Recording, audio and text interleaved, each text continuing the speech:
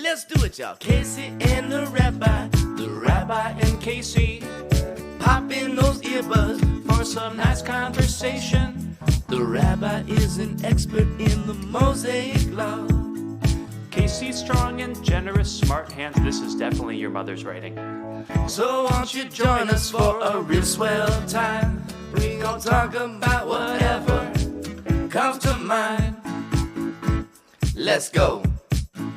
Have a good show.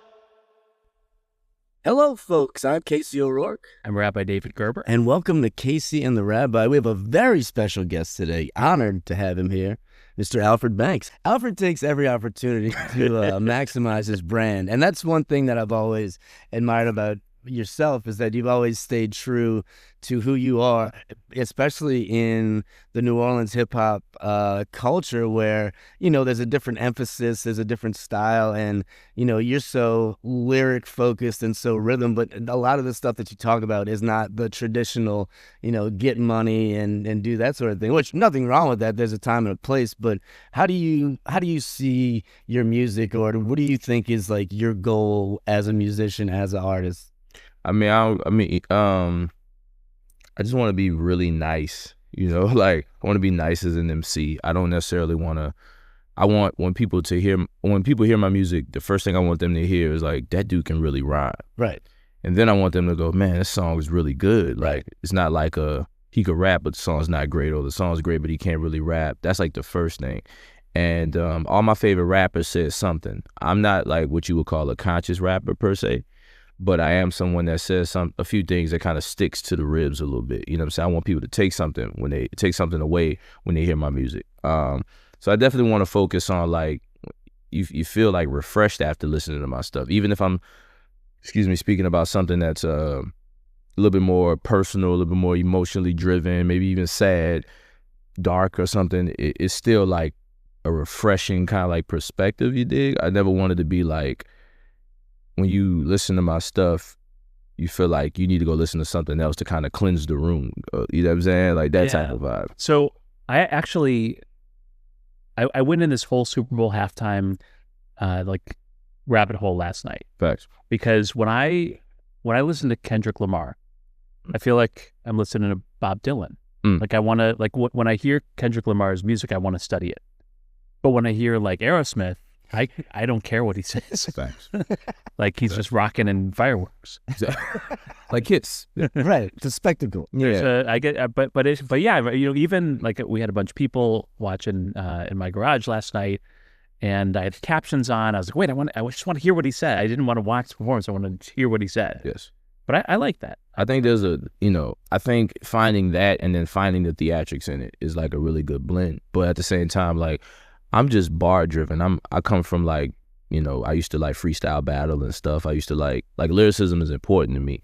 And there's this weird kind of like idea that if you're like lyric driven, the music isn't as entertaining, or it's not like marketable, or like whatever the thing. And I think that's like false. There's a lot of people in the world that don't want to just watch theatrics. The Rabbi here Want to study words. He loves listening. He loves examining Steven Tyler's lyrics. I got that backwards. You like Kendrick, not Harrison. He doesn't like style. Well, I do. Not like he doesn't like Harrison. Steven, nothing against Steven Tyler. He just listens to it and it's like, it's what it is, and then we move on with our lives. You listen to Kendrick, it's some meat and potatoes. Exactly. There's like, I mean, if you like, there's a difference between like sit down and be humble and like dude looks like a lady.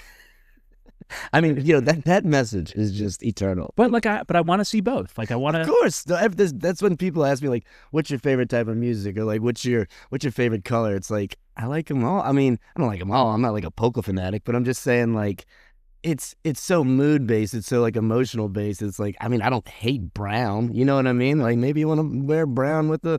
I mean, I like orange. That's a great. I ain't gonna lie, man, I've been rocking orange a lot lately, and I like it on my skin. Well, your eyes pop. I mean, you know, it's the carrots. It's the carrot. It's the carrots. Beta carrots. Wait, so go back before we had your mic turned on. You started to tell. We're pros here. It was the best part of the interview. Episode 10. By the way, what y'all missed when his mic was just poetry. It was beautiful. You'll never hear something like that. Yeah. It was just I can tell you it was awesome. Yeah. But tell us again about your Super Bowl. Yeah, this past weekend was pretty dope. First thing I did was I performed with Sparkling Ice. They threw like a showcase, in the streets. It was on Royal Street in St. Peter's. Oh, nice. And in front of Rouse's, and it was really, really dope, man. I had a blast. With Sats Kicks Ave. This was our first show of the year. And then the next day, I got hit up randomly by I'm in a group. I'm in a lot of collectives and groups, but I'm in Global Warming, and we got hit up to DJ Twiggity, and my man Pell were performing. They reached out to Global Warming to be part of it, so I got hit up to perform my verse on the song. Little did I know it was next door to a Playboy magazine party, so we got not a bad deal. And it wasn't nothing like crazy. It was just because Playboy's kind of changed their whole vibe. It's like a Maxim now. Yeah, exactly. It's not as hardcore, I guess, in some ways that it used to be. But now it's like, I'm not familiar I've read the with articles it. before, but I've never. The writing is really what compels. Yeah, and so interesting. But it was dope to kind of like be in that space and kind of hang out. And then I wound up going to like a Sports Illustrated party, which was crazy. Oh wow! I met a few people, and this weekend I met Travis Barker. I met Joe LaPuma, Brendan Doon from Complex Magazine. Oh man, it was just dope. It was such a good time. And then yesterday I played at the Super Bowl, which was super dope. It was an intense day. It was just super, like, it was quite possibly the biggest. I've been saying that a lot lately, which I guess means I'm moving upward, but it was quite possibly the biggest show of my career, playing at the Super Bowl. It was now yesterday. Congratulations. Now I cleaned up like dog crap in my yard and made hamburgers. So we had levels. we had different days. You know, and that's funny that you say that, because what I was thinking, you know, a theme for today could kind of be growth, and that could be physical, spiritual, or whatever. And Rabbi, what do you what is a good maybe story in the Tanakh or the Old Testament about growth? Is there one that I got a good one, and this He's always got gems. Jews, we have stories. facts. Like that's all we've been doing for 3,000 years. We've been talking. So it's a story about Just spitting? Can Can I say that? Yeah. Okay.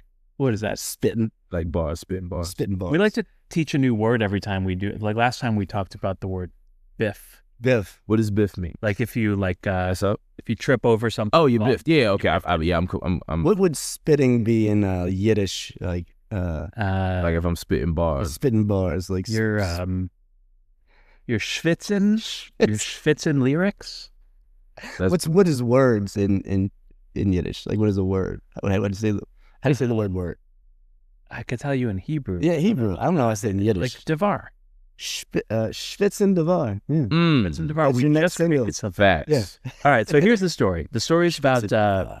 about a kid watching a marching band go by. Okay. And the marching band's going by, and the kid notices that all of their what's the feather called Oh, like the head guy. Oh, on the helmet? The The feathers. ostrich? Anyway, their feathers were all different Sure. heights. Yes. yeah. And then the kid also noticed that their pants were different lengths. And so he turned and asked his mom, "Do people grow up or do people grow down? From bottom up or top down?" And the mother said, "Well, neither. We grow from the inside out." Nice. It's tough. Wow, it's beautiful. He'll hit you with something, and then I'll be driving home and be like, Yeah, right here. stick to the ribs. You know. once Boom. again. I appreciate things like that. Something that may hit you right here, then 20 minutes later, it's like, whoa. Yeah. You know what I mean? That's dope. That's true. I've been growing a lot lately, man. You know, the past month and a half has been incredibly intense for me personally, as well as I don't know if you guys been seeing, stuff been happening. I don't know if you're aware of the things happening in the world. And it's just very like, yeah, right. It's just like, what? The world. And it's just kind of finding my position. What do I feel? What do I think? And I've been doing a lot of growth as it pertains to like the people that I've been studying and the ideals that I'm thinking about, and my positions politically, as well as like just all the and how much I don't want hate and bad energy to be the foundation of anything that I think truly, you know. Yeah. I wanted to come from a beautiful space, and so I've been learning and growing and being more vocal about things, and truly not letting it ruin my human experience, the passion and the anger that I feel right now, and like all of I'm trying to still be in the moment and enjoy some of the things happening in my life, because parallel to my career, my personal growth and the things that I'm starting to kind of get more informed on is I'm having some of the biggest moments of my life, and I'm trying to enjoy that and not let this overrun that. But this is just as important, if not more, than me performing at a Super Bowl, because that's still a corporation I engage with. You know what I mean? And so it's like the personal aspect of growing has been very important to me for the past like 2 months, for sure. Absolutely. Plume. I mean, plume. It's a plume, and it's funny. It's a plume. Right back around. Yeah. I like it. It's all about Let's go. Well, that's kind of the heart of what we try to do at Casey and the Rabbi is like I grew up Catholic, Christian, and obviously he's a rabbi. So, and it's funny because I'm right across the street and never had that kind of interaction. But when I met Rabbi David, it was like it's just one of those things where it's like this is something where we can talk about our differences and realize they're not really different. Once you get to know the human aspect instead of the stereotype or the just top level surface idea, it's like you find this common humanity. And that's what I've always appreciated about working with you, is that you're so adaptable in any situation and that you're so open to just different artistic things. And I think that's why you're so respected, not only in the city, but it's just like you can find Alfred, his in Sax Kicks Ave, his partner plays flute. You know what I mean? So it's just.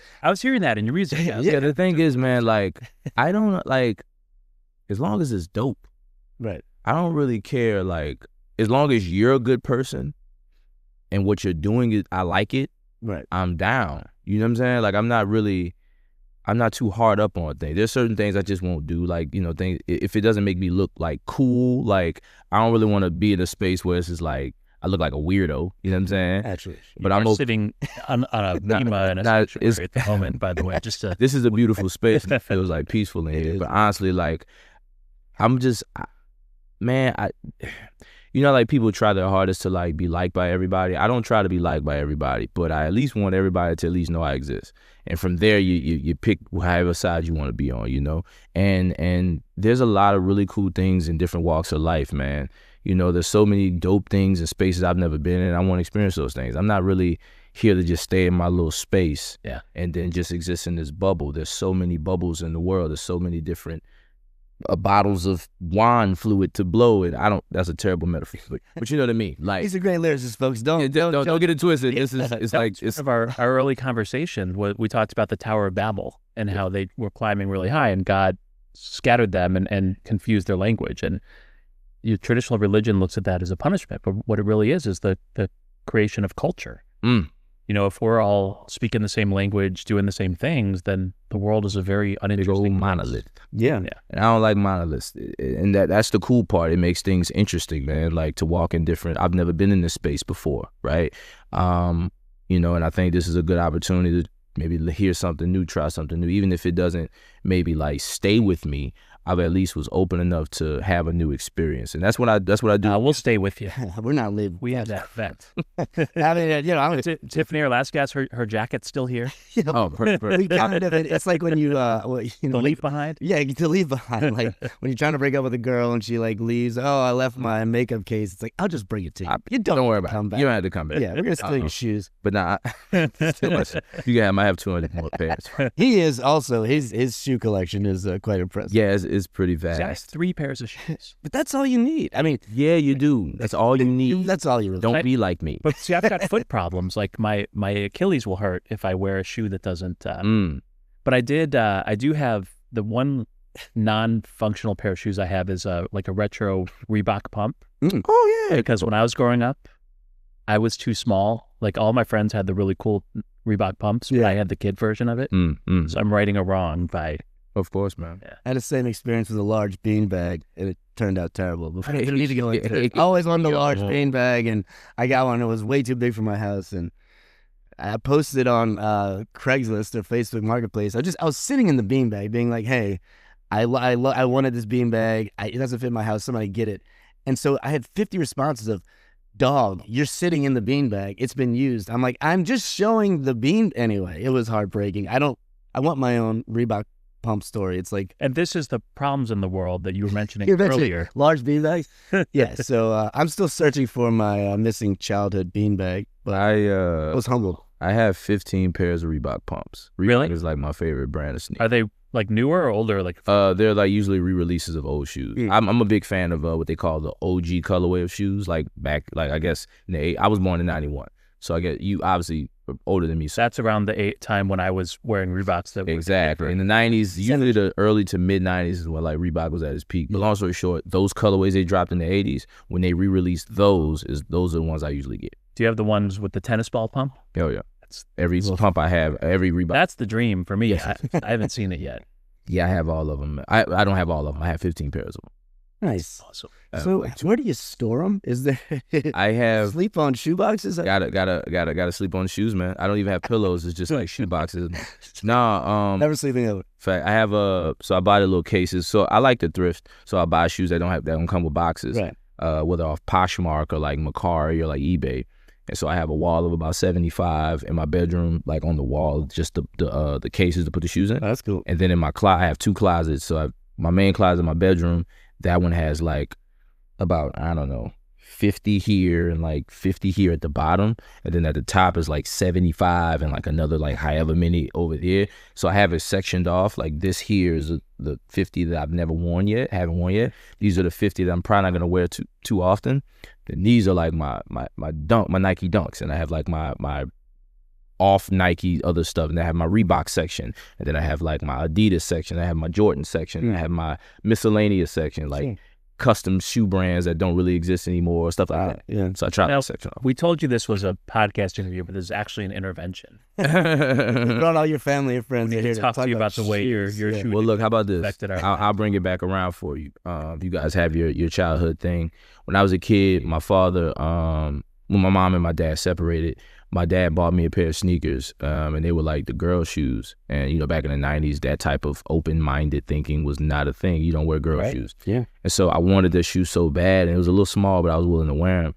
And my mama was like, no, you can't wear those shoes.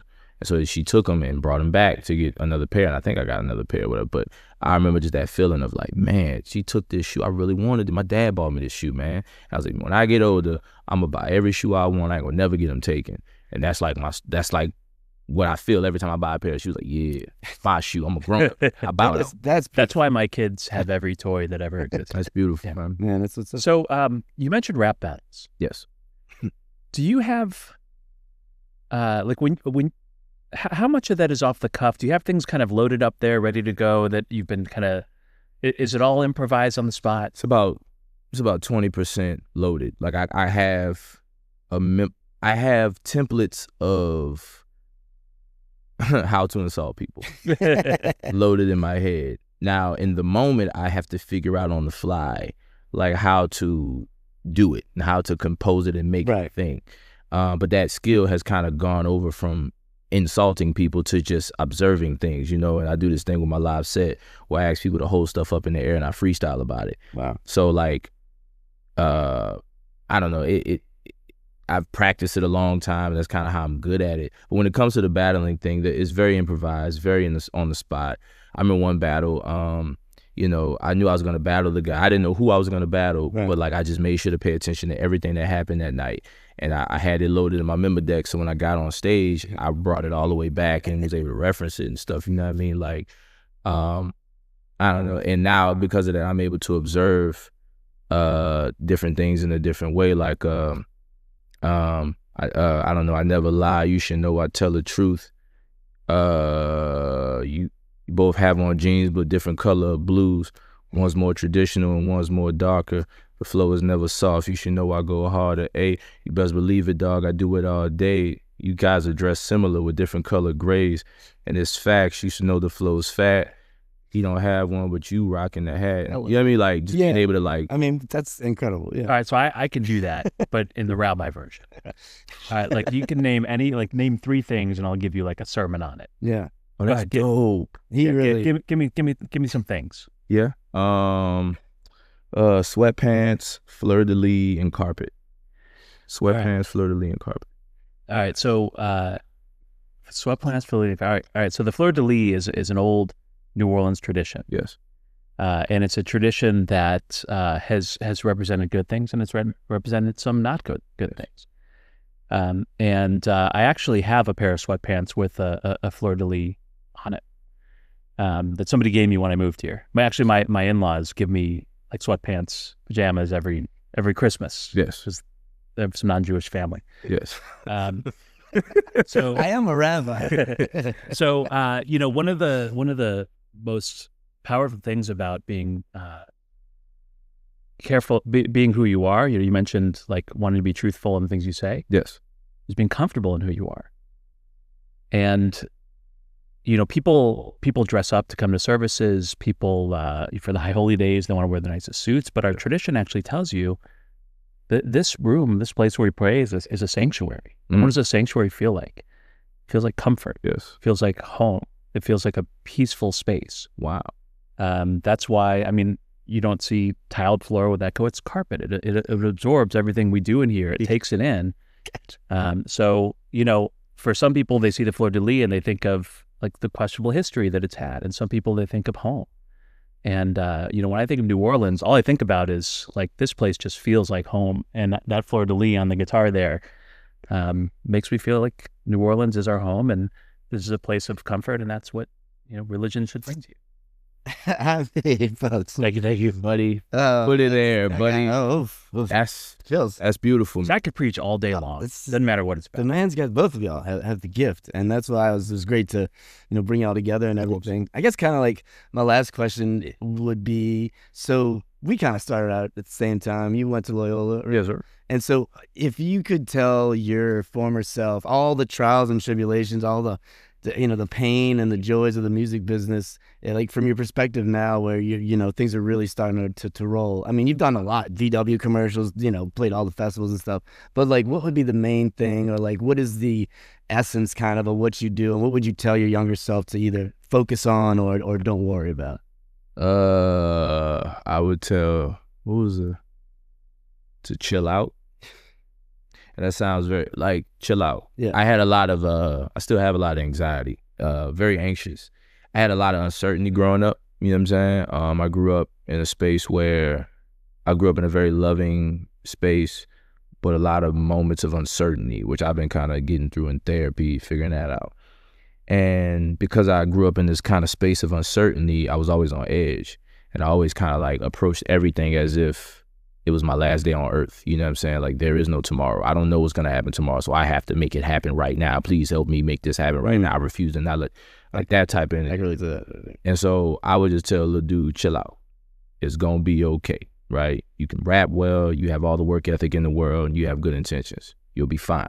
See it through. Right. And I can say that now as a 33-year-old man looking back at like 17-year-old Alfred and knowing the difference between like I still bust my butt, I still hustle, I still kind of make it happen. I have to make it happen because I'm a full-time rapper. But man, LaDude was moving from a space of pain and like just anxiety and just like an uncertainty, and that's really no foundation to build anything on. You dig? So that would be the main thing I'd tell him. Like, just chill out. Like, take a chill pill. You'll be okay. And 15 years will give you that kind of perspective. Hindsight is 20/20. And I applaud that little dude because he got me where I'm at now. Now I can enjoy things a little bit better, or at least acknowledge when I'm not enjoying them the way I should be. Being focused so much on the tomorrow that you can't sit with today. So just be like, yo, chill out, take a moment, sit with it. You'll be okay, and be more sure of yourself. I think that would be the best time. What was your first CD? Oh, man. So you said 91, so I'm going to say CD. Yes. Probably didn't have a tape. So the first CD I bought or first I ever heard? First one that meant something to you. Lupe Fiasco's Food and Liquor. Oh. Great album. That is that album, when I used to like write a lot of raps. I used to like, because I used to write from like an angry space because I didn't think anyone understood me. You know what I'm saying? And then when I heard Lupe rapping about, like, he has a song called American Terrorist that speaks about like child rebel soldiers and like the political stance, especially like 05, 06, but things that are still happening today, like people being misused and taken advantage of, and like the trials and struggles of the hood, but from a perspective of a kid watching it happening and not participating in it, right? Rapping about like Japanese clothing brands and anime, but then like rapping about sneakers, but then rapping about like the hood, and it was just like, he blew my mind because it was like, yo, he feels the exact way I feel. I just didn't know how to put it into words. Right. And so that changed my life, and it made me want to rap full time. I'd never heard anything like that since that. Other than was one of the albums that I heard that made me go whoa, but nothing had like that was a moment in my life and it changed everything. Made me want to do what I do. Nice. All right. So, for us non-musicians, fans, every concert we go to, there's an option to do like a VIP ticket where you go meet the artist. Yes. You as a fan, who are you paying the VIP? They come to New Orleans. Who are you going to meet? Oh, man, I get it. Ugh. That's like, it's like 10 people that I would love to meet. But I wouldn't even have to pay for VIP because they're like still mid-level. So like I could probably walk up to them and dap them off. But if it was an artist I had to pay, Yeah. This is we're up they here. probably wouldn't be alive. That's how Yeah, I he brings it to life. Who is it? Amy Winehouse. Necessitate. Who is it? Amy Winehouse. Really? She seemed like one of the coolest people on the planet.